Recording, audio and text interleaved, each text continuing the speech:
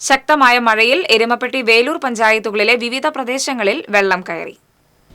വടക്കാഞ്ചേരി കേച്ചേരി പുഴ കരകവിഞ്ഞൊഴുകിയതിനെ തുടർന്ന് എരുമപ്പെട്ടി, നെല്ലുവായ്, പഴവൂർ, തയ്യൂർ, കോട്ടപ്പുറം, കുണ്ടന്നൂർ, മുട്ടിക്കൽ, വെള്ളറക്കാട്, പാത്രമംഗലം, പുലിയന്നൂർ ഭാഗങ്ങളിൽ വെള്ളം കയറി. വെള്ളക്കെട്ടിലകപ്പെട്ട നിരവധി കുടുംബങ്ങളെ മാറ്റിപ്പാർപ്പിച്ചു.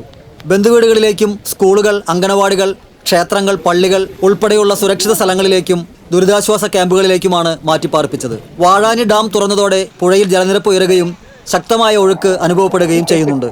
കുന്നംകുളം വടക്കാഞ്ചേരി സംസ്ഥാന പാതയിൽ എരുമപ്പെട്ടി, പഴവൂർ, നെല്ലുവായ്, കുണ്ടന്നൂർ, വെള്ളറക്കാട്, മനപ്പടി എന്നിവിടങ്ങളിൽ വെള്ളം കയറി ഗതാഗതം സ്തംഭിച്ചു.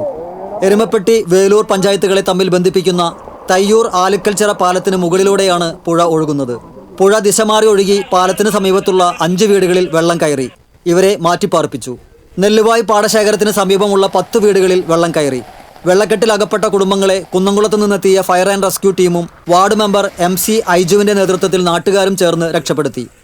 നെല്ലുവായ് നമ്പ്രത്തും കോട്ടപ്പുറത്തും വെള്ളത്തിലകപ്പെട്ട കുടുംബങ്ങളെ ഫയർ ആൻഡ് റെസ്ക്യൂ ടീമിൻ്റെ നേതൃത്വത്തിലാണ് രക്ഷപ്പെടുത്തിയത്.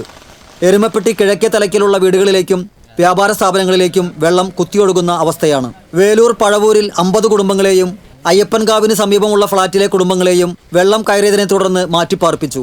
അയ്യപ്പൻകാവ് ക്ഷേത്രം ഓഡിറ്റോറിയത്തിലേക്കും ജുമാ മസ്ജിദ് മദ്രസ ഹാളിലേക്കും ബന്ധുവീടുകളിലേക്കുമാണ് മാറ്റിപ്പാർപ്പിച്ചത്. തയ്യൂർ, ലോകരത്തിക്കാവ്, പുലിയന്നൂർ, മുട്ടിപ്പാലം, ഉമിക്കുന്ന് എന്നിവിടങ്ങളിലും മഴക്കെടുതികളിൽപ്പെട്ടവരെ മാറ്റിപ്പാർപ്പിച്ചു. വേലൂർ തലക്കോട്ടുകരയിൽ വീട് ഭാഗികമായി തകർന്നു.